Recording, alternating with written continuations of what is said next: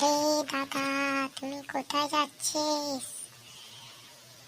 আরে আরে, দাঁড়াও দাঁড়াও, আমাদের সেখানে না একটা পুজো হচ্ছে, সেই পুজোয় যাচ্ছি আমি। তুমি কি যাবে?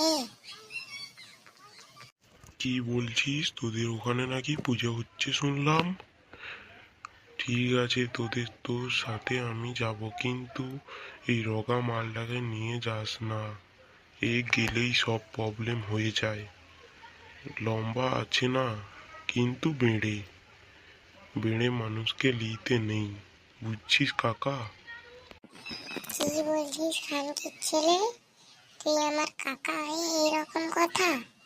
ঠিক আছে ঠিক আছে, তুই যা, দেখবি সেখানে তোর মতো একটা ভাল্লুক দাঁড়িয়ে আছে, বুঝছিস তো? এইরকম আমাকে বলার থেকে না বলাটাই ভালো হয়েছিল। মানে না বললে আমি তো যেতাম, কেউ যেতাম।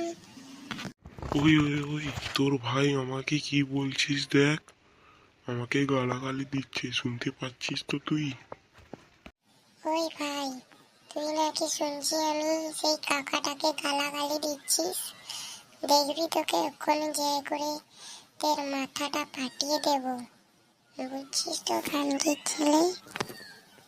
ঠিক আছে ঠিক আছে, আমি চলে যাচ্ছি। তুই আমাকে এইরকম করে গালাগালি দিলিস তো আমার মা বাবাকে ডেকে আনবো, দেখবি তুই। আরে বাড়া, তারা গালাগালি দিল, আমাকে একা রেখে দিয়ে চলে গেল। এটা কেমন ব্যাপার রে ভাই?